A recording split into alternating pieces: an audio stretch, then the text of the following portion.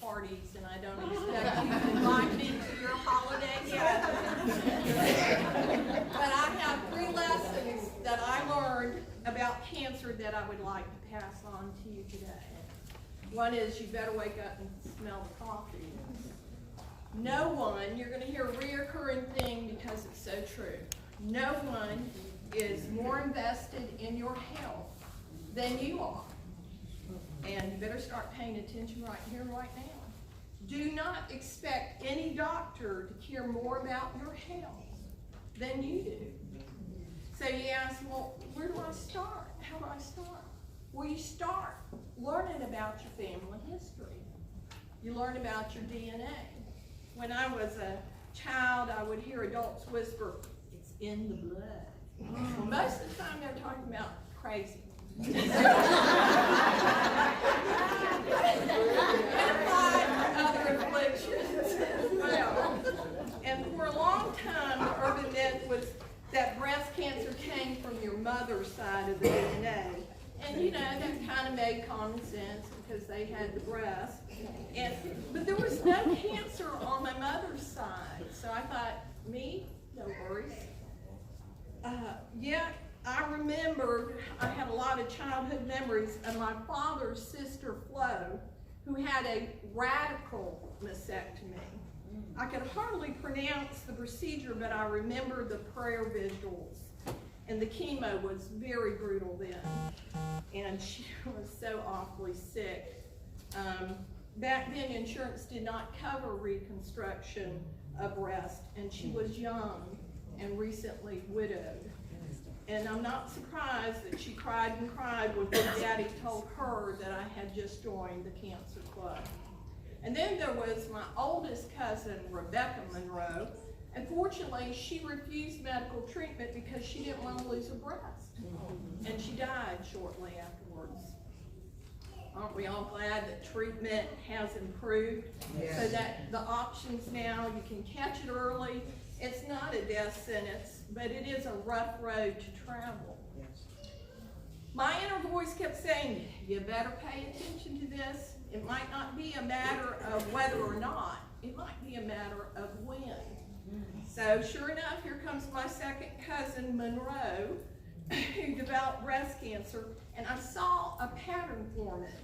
Seems that Big Daddy's DNA had the killer breast, right? So I decided I need to look at some risk factors, and I found some concerns. I want you to note that onset of early puberty increases the chances of breast cancer.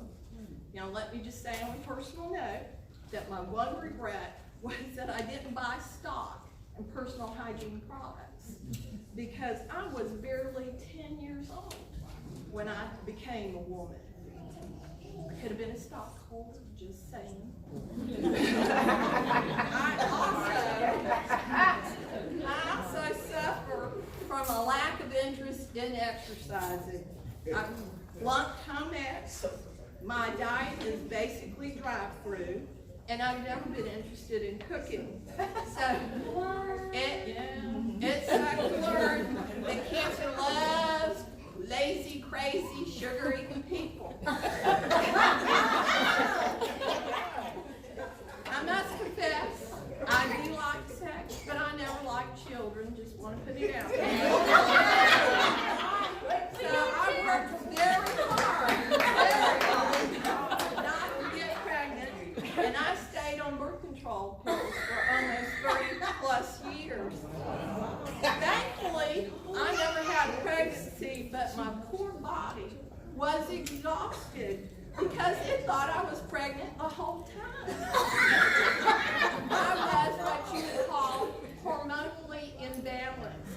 And unfortunately, cancer loves hormonal imbalance. Come on now, Marty. Yeah, so with these concerns and Big Daddy's DNA, I decided to celebrate life every year with a mammogram. I knew it was my best shot at surviving was to find it early. So my greatest gift was on my 54th birthday when they found a tiny lump. And I am so grateful that it was stage 1 and had not gotten into lymph nodes. Now, you must pay attention to that inner voice. My newest bosom buddy here in town reminded me last week about her journey. Phoebe had had a mammogram every year. Nothing. But she had this little lump that started forming on the inside of her arm. So she went to her primary care and she says, oh, that's nothing. But Phoebe kept nagging her, so she sent her to a dermatologist. Well, the dermatologist says, that's nothing, but if you insist, I'll go ahead and cut it out and biopsy. Well, I want you to know, when the toxology report came back, it was breast cancer. So Phoebe knew something about that lump that nobody else seemed to care about. So really, no one is more interested in your health than you are. My second lesson of cancer is ignorance is not a winning strategy. Come on. Learn to advocate for yourself. Education is your responsibility, not the doctor's. I just want to say, stop freaking out about it. We're all going to die. It doesn't have to be because of cancer. You can manage your life accordingly and pick something else out.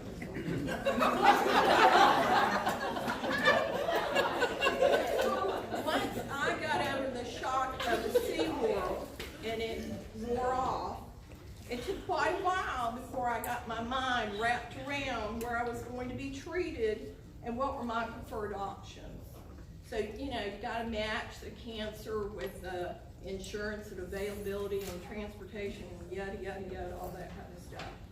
The internet will be your new best friend. I spent hours, days on websites about treatment centers, treatment options, and I chose for myself a teaching hospital because I wanted several dozen eyes looking, saying, what are you doing? What are you doing? Because I like to question authority. So I figured I would be very comfortable with that, and I was. I had no idea when I was looking what other breasts looked like. I only knew what mine looked like. So I wanted to see now what was the good, the bad, and the ugly. And I searched websites of photographs of post-surgery breast. It was very empowering. Knowledge is empowering. There's a SCARS project. I don't know if y'all are familiar with it. It's a black and white photography of women after breast cancer surgery. All types of women, young, old, fat, short, tall, skinny, ugly, pretty, the world. And it was very, very empowering for me to see that. I also viewed just for a little relief, I viewed plastic surgeon images, and I found myself, and I surrounded myself with health and titties of tomorrow. I did my homework. Finding cancer so early gave me maximum options for treatment. And I decided to go for the surgery along with chemo. I was a triple negative, triple positive, HER2 positive. There's so many different types. You can get lost in the glossary. I did my homework and I decided to go for the surgery. I considered my Big Daddy's history, and I thought I would never be younger or healthier than I am today. So let's make lemon out of lemonade, and I'm going to have a tummy tuck and titty lift out of this.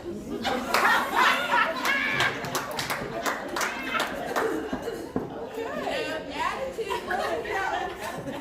So I thought of this surgery as an upgrade, so to speak, for my high school reunion, which was just come on now. Okay. But let's get a little bit more pragmatic about this and talk about some strategies. You're going to hear some reoccurring things here. First of all, you need to interview that physician and question the treatment. Don't take the first offer. Are you part of the team? Are you part of the experiment? You need to make your decision accordingly. Some women act like they're dating their doctors. You are not trying to earn another date, nor are you there to melt down and break up on them. You're there to gather information and work together to make good decisions.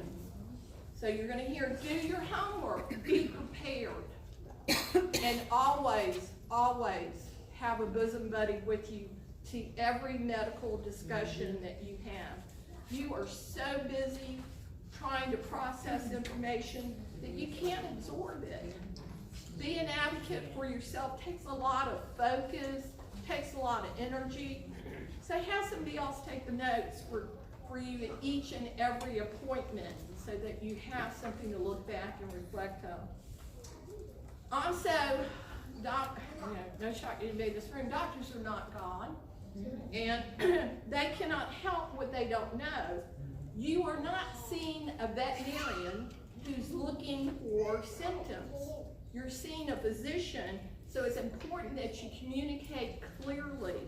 Don't let them guess or assume anything. You need to keep a notebook, folks. I got a big 3-ring spiral notebook. And you need copies of all your medical records. Because you're not seeing one physician, you're seeing a plethora of physicians. And you're not familiar with the glossary, vocabulary, or the procedures. So keep that 3-ring binder. In fact, I still have mine today because you never know. You need to do your homework and have questions for each and every appointment, such as, what are my options? What is the timeline for that? What should I expect next? Write them down, because you're going to get distracted and they're never going to be answered. So the last lesson I'm going to share with you was the hardest for me. It took me a while to grasp it. And this is simply, whatever you are not changing, you are choosing. No decision is a huge decision. Think about that. I have a hard time with that. Seek good and positive energy. Stay away from the news. It is what it is, and you need to focus on you, not on the world at large. Yeah, I lost my boobs, but I didn't lose my sense of humor. Yes. And humor is your friend. Yes. I encourage you to find what gives you a big old belly laugh and repeat it often. I encourage you to keep a journal of gratitude. It improves your attitude and it doesn't allow cancer in your head. Cancer's scary for everyone. Be a friend to your friends and family and let them participate in this journey. Tell them what you want them to do to help you. Now, I love my sweet mom. She's 89 years old. However, she likes to hover, and she was like a buzzard. She would sit and stare at me like I was going to take my last breath. I couldn't get any rest. So I had to set buzzard hours, and it really helped me. And buzzard 15 hours. You gotta laugh.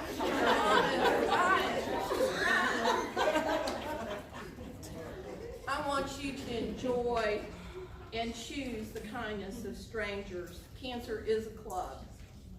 And I guess it's like being pregnant, I don't know. But there are physical signs. And I love my skull cap and my port. I did. I cried when they took the port out. And I do love a good protest. So after one of my surgeries, my friend flew me to Washington, D.C. And although I was exhausted, I thoroughly enjoyed myself.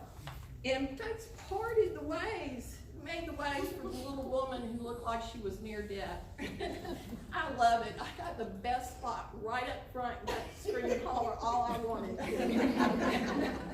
Yes. I have some random thoughts that I would like to end with. If you got to do chemo, embrace it, because you're going to need it. I'm going to tell you that the upside of chemo is that you can walk through a nest of mosquitoes and no one's going to bite. Come on. Now, I don't know why, and I really don't care to learn, but it is an upside to it. You also get to save a lot of money on hair products. I love the ducky look. My hair was so soft and ducky-like. You will view life different after cancer.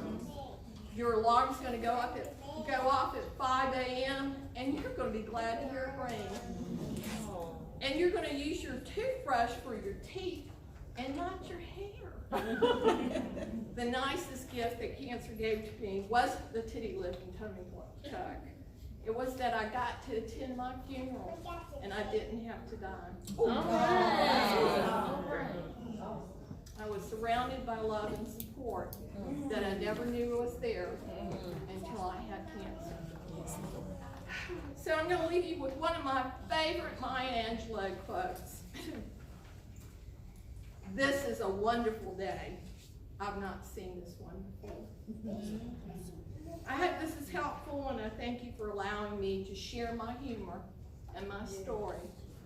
And it's advocate for yourself, because there's nobody behind.